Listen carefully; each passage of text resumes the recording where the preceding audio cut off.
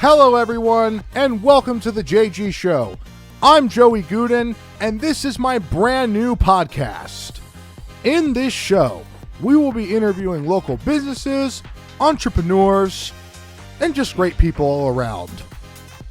We're going to interview them on what they do, what gives them the drive to do what they do, how they're helping their community, and more. So join me to be inspired, informed, uplifted, and entertained. My first guest is a recent graduate of the San Francisco Conservatory of Music. He has been my dear friend for a good 2 or 3 years now. Ladies and gentlemen, Alex Rotundo. Welcome, Alex. Thanks, Joey. How are you today? Pretty good. Yourself? I'm doing great. I'm so excited to have you here. Likewise. Thank you. Thanks for having me. You're welcome anytime. So Alex, if you don't mind, please feel free to tell us a little bit about yourself and what you do and more. Yeah, so as you just mentioned, I just graduated from the San Francisco Conservatory of Music with my master's degree in composition. And basically, going far back, I started my musical life at the age of 5 when my parents put me up to do piano lessons. My grandfather on my mom's side was a really brilliant concert pianist, and that kind of spread throughout the family. Almost everyone on my mom's side of the family was a pianist. And however, my teacher that was put up with would also give music theory exercises. And through that, I gained the skills to do music composition. I wrote pieces on paper and even spread to my room walls and house doors. And when my parents discovered me doing that, they bought me composition software. And a bit after that, I actually started picking up the violin and eventually jazz bass. As a violinist, I played in the Peninsula Youth Orchestra and also in several chamber ensembles. And I was also in my middle and high school jazz band as a bass player. But however, when I went to college, I started off at the Peabody Institute in Baltimore for my bachelor's degree. I majored in composition, but also did minor lessons in piano. And even though composition was obviously my main thing, I moonlighted a lot as a collaborative pianist with friends, both on pieces that I would write and on some of my friends would give me some of their rep to accompany them on, and I would do recordings and eventually concerts. And in particular, I love working with the vocalists because I started becoming passionate about opera after the teachers I was studying with privately during college, meaning Kevin Putz and Mason Bates, respectively at Peabody and at SFCM. They were actually working on metropolitan opera commissions while I was studying with them, and some of their independent work that they were doing as I was studying with them rubbed off on me, and I gained a huge passion of writing music for the voice, which also stemmed from when I studied composition at the pre-college program at SFCM when I was in high school. My teacher, David Conti, was also a master at writing vocal music and also really instilled that. And so when I was configuring my post-collegiate options, or as I was in the last year of my master's, I put piano accompanying positions in the mix. I applied for a few local positions and also some opera residency companies, and I got an offer a few months ago from Toledo Opera, and that's actually gonna be my next gig. And Nice. That is awesome. thank you. So, and you might have just actually answered this for me, but what made you want to become a composer or a pianist? Like what really made you want to do this? Yeah, so I will add that to when I was in school before I entered college, I didn't really see myself doing that much of a career in instrumental music, to be honest. And I thought the composition was going to be the main thing. But however, almost naturally, I kind of progressed as a pianist. Even though I earned several certificates when I was in high school, I didn't really see myself doing a career in piano until, I guess, when I started doing my master's. I moonlighted a lot as a collaborative pianist with friends, and especially loved working with vocalists. And my first job after my master's will be with an opera company in Northeast Ohio as a pianist for their artist in residence program. Nice. That really sounds awesome, bro. Thank you. When did you know that like this was your calling? When did it hit you like this is really what I want to do? Yeah, so of course, throughout elementary, middle school, I was very involved in music, even though I was considering some other career paths. Like I had interests such as medicine, also stemming from segments of my family that are in that field, and also some. I'm trying to think of what else. Maybe also navigation and stuff. Yeah, those are some a faint interest I had maybe in elementary school. But when I started getting to high school, that's when I figured out, okay, I want to become a composer because I guess just stood out in that field. It's not something that I saw many of my friends do rather, and also I noticed that a lot of people were very supportive of what I was doing in the composition field. That's always important. Thank you, and I felt like I'd have a village to uplift me in that field, so that's why I decided to pursue it in the first place.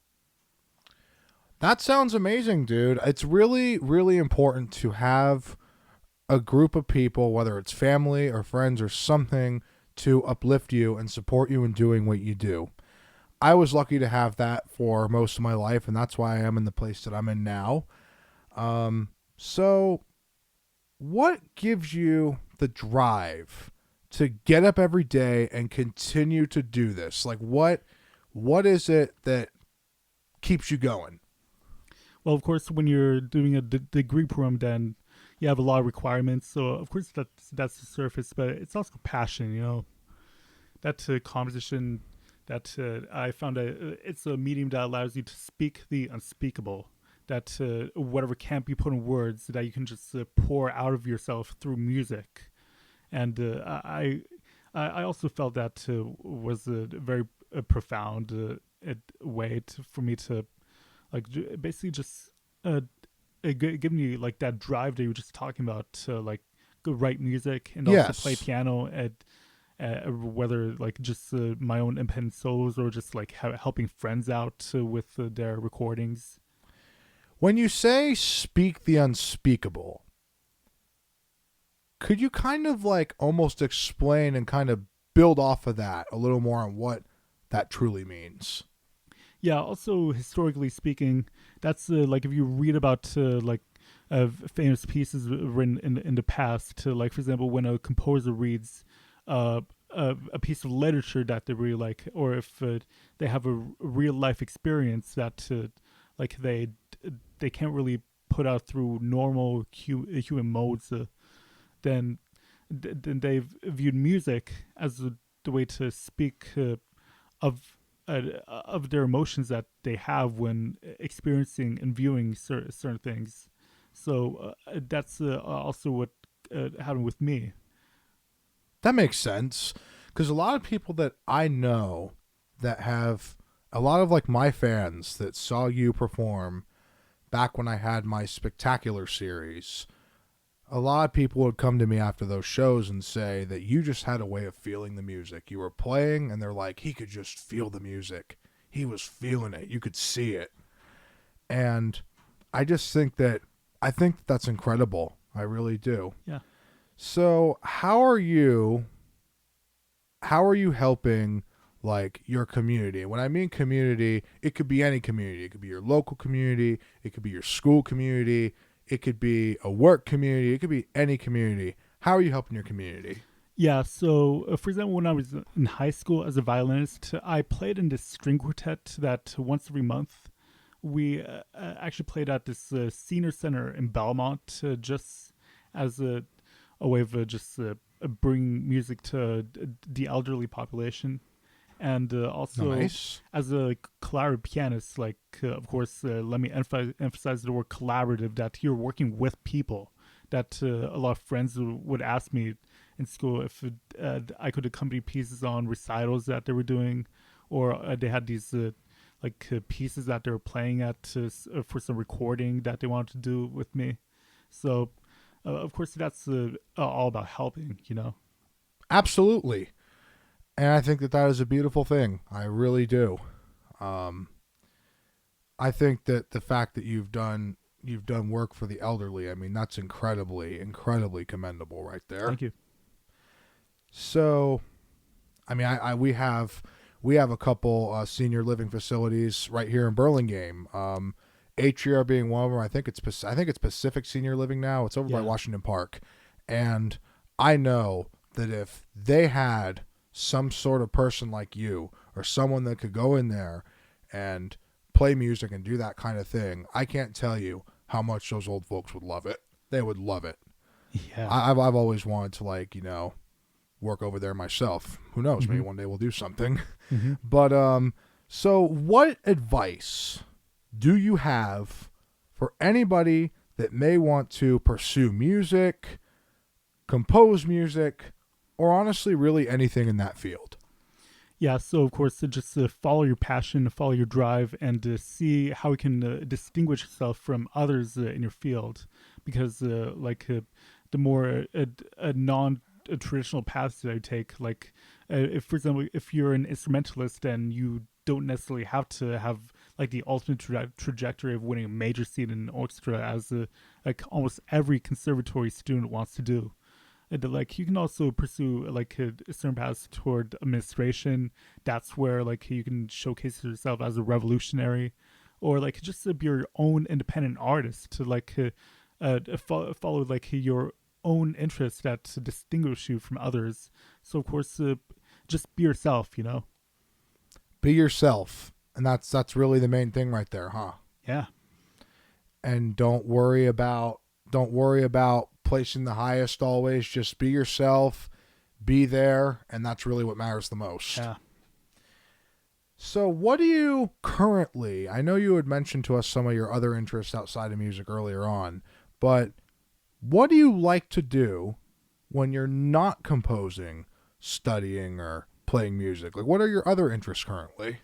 Yeah, so of course, just I guess outside of the work that I do for within the curriculars or within playing or composition, I guess I tend to study a lot about the modern operatic scene. That's where I've kind of been driven over the past few years with some professors that I had. But of course, outside music, I guess I tend to read up a lot of politics. For example, we're in election season right now. Yes, it is an election year. And I do like to follow about everything that is going on Nice. around that sphere. Yeah. Well, I mean, this is a time to be informed and involved with that because it is election season. We are a good less than 5 months away from November. So what is one thing that you could tell us about yourself that, of course, something you're comfortable with that nobody really knows about or very few people know about? I'm trying to think. But of course, at the conservatory, I haven't really had a chance to tell everyone over there that I'm a violinist. Everyone there knows me primarily as a composer and a clarinet pianist and an opera enthusiast.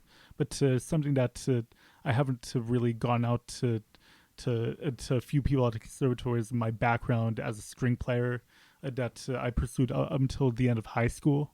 Especially, but I guess maybe I should have told more people about that since it's really influenced my passion writing, for example, ensemble and orchestral music. Yeah. Well, I mean, you can't go back and change the past. It's okay. Well, hey, if they're listening, if you're listening, you know now. So, what is one word? If there was one word you had to describe yourself, what would it be? Maybe just passionate, about what Passionate. I do and what and who I work with. Yeah. All right. That's a great word right there.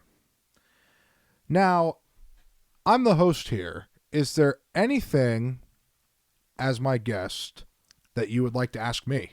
Yeah, but of course, Like I guess everyone of your listeners, I guess, knows that you do these fire covers of all these songs. That you are an entrepreneur yourself with all these JG spectacular shows that you did, as well as there many groundbreaking initiatives in the music business.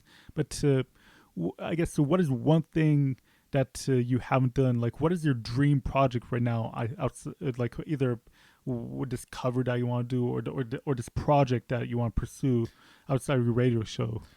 What's a dream project that I want to pursue? Well, actually, before you said outside my radio show, this is one of them. I've been conceiving. Well, I've been putting together the idea of doing a show like this for almost about 3 years now. I came up with this concept around 2021, so it's been a while. It's finally happening. Yes, it's 2024 and it's finally happening. But you know what? Sometimes that's how long it can take to build something that's really groundbreaking. Like, for example, I started the Spectacular back in 2018, and I came up with the concept for that show in 2015. So it took me a good 3 years to really lift it up off the ground and put it together. But back to your original question as to what is my dream project. Well, I think really my dream project is to become like sort of a music producer and produce big hits for major artists. That's really my passion. And as far as a dream project goes, I want to make another show, to be honest with you. Not exactly like the Spectacular, but kind of a bit of a spin-off of that, so to speak. Something that's a little more, I guess, centered around a core cast and crew rather than 6 or 7 different people.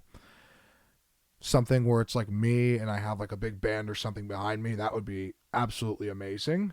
So I think that that's probably my next dream concept, nice. Dream project. Anything before we close out? Is there anything for our listeners that you would like to add? Oh yeah, of course. If there's anyone who's listening here that ever needs a clarinet pianist, of course, I'm taking a job on the other side of the country, but I want to work something out. Like, I'm looking for other modes of collaboration, be it anything, clarinet, piano, in any genre, or also composition. Just if there's anyone out there looking for someone in those fields, hit me up. Okay, well, now you guys know if you need somebody, he's around. So, well, Alex, thank you so much for coming here today and doing this show with me. Thank you, Joey. And thank you for being my first guest. It's such an honor to have you here in the studio with me. An honor to be here, too. Oh, thank you. So, you guys, thank you again so much for listening. Be sure to follow Alex Rotundo with his socials. I'll actually let you tell us where you're at. Sure. You can visit my website at alexrotundo.com if you want to listen to any music or just read more about me. And just search me up on YouTube and SoundCloud. That's where you can find all my music. But of course, if you want a more chronological list, also categorized of everything that I've written as a composer, just go on the composition section of my website. Nice. Well, be sure to follow Alex at alexrotundo.com. And be sure, if you didn't mention it, to follow his SoundCloud as well. He's got some amazing, amazing tracks on there. I think my personal favorite is Do Not Go Gentle Into That Good Night. Oh, thank you. Yeah, that was a great one. It really was. I've actually listened to it about 6 or 7 times. I really love it. Thank you. So, again, Alex, thank you so much for being here. If you are interested on being on my show or you know someone that is, please contact me on my social or direct message me on my Facebook or Instagram, or contact us at jgshowofficial@gmail.com. Be sure to follow JG Show Official on Instagram as well as our Facebook at The JG Show. On the next episode of The JG Show, we will be interviewing Patrick Myers of Burlingame High School's Special Education Department. That should be a pretty good interview. Again, you guys, thank you so much for listening. It's an honor to have Alex here, and it's an honor to have all you guys listening to us today. I cannot wait to see what this thing does and see how far this show goes. Thank you guys again. Alex, anything you want to add? Yeah. All right. Everyone tune in for Patrick's episode next week. It's gonna be awesome, and congratulations, Joey, on your new show. It's gonna be a hit, I know. Best of luck with everything, man. Thank you so much, Alex. I appreciate it. I'm so glad to be back in this field. Likewise. So, all right, you guys. Well, thanks everyone for listening. Until next time, JG Nation.